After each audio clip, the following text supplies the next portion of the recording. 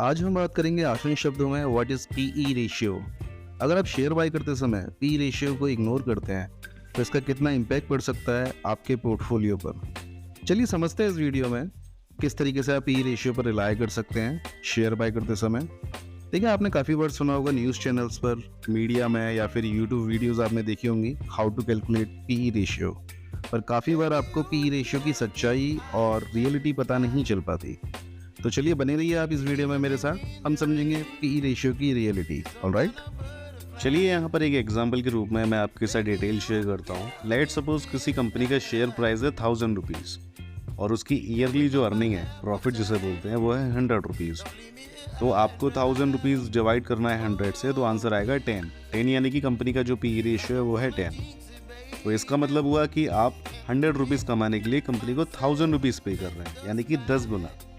चलिए let suppose कोई company B है जिसका शेयर प्राइस है 2000 रुपीज़ और उसकी जो अर्निंग है वो सेम है 100 रुपीज़ ईयरली।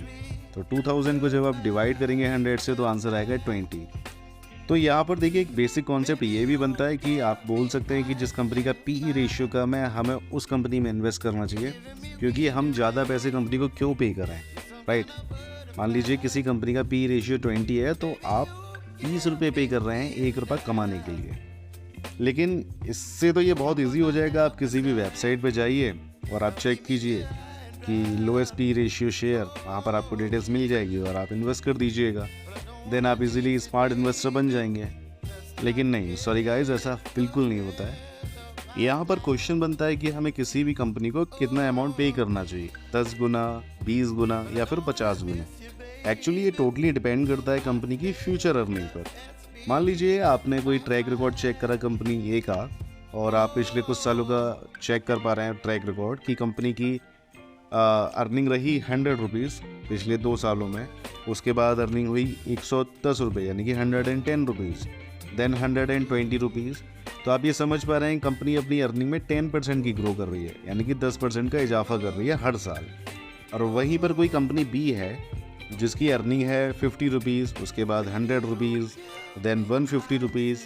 तो इसका मतलब ये है कि जो कंपनी बी है वो अपनी अर्निंग बहुत तेज़ी से कर रही है। यहाँ पर समझने की बात ये है कि अगर कोई भी कंपनी अपनी जो अर्निंग्स हैं उनको तेज़ी से बढ़ा रही है तो उसका जो पी है वो आने वाले टाइम में ऑटोमेटिक कम हो जाएगा। तो सिर्फ ये सोचना कि जिस कंपनी का पी रेशियो कम है उसी कंपनी के शेयर आपको बाय करनी चाहिए, तो ये सोचना बिल्कुल गलत है। चलिए मैं एक एग्जाम्पल के साथ आपको समझाता हूँ। मान लीजिए किसी कंपनी का शेयर प्राइस है 100 रुपीज़, राइट, और उसकी अर्निंग पर शेयर है 5 रुपीज़।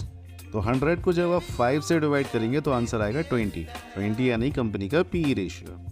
अब नेक्स्ट ईयर कंपनी ने अपनी जो अर्निंग पर शेयर है उसको डबल कर दिया, यानी कि कंपनी की जो अर्निंग है वो डबल हो गई, 5 रुपीज़ से हो गई 10 रुपीज़ और शेयर प्राइस कंपनी का सेम है 100 रुपीज़। अब आप जब 100 को डिवाइड करेंगे 10 से तो आंसर आएगा 10 यानी कि पी रेशियो।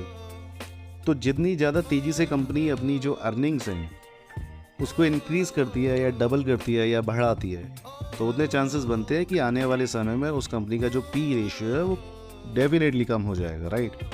तो आपको फोकस सिर्फ इस बात पे करना है कि क्या कोई कंपनी साल दर साल अपना ईयरली प्रॉफिट यानी कि ईयरली अर्निंग तेज़ी से बढ़ा रही है या नहीं बढ़ा रही है। ऑलराइट, आई थिंक ये वीडियो आपके लिए इन्फॉर्मेटिव रहा होगा।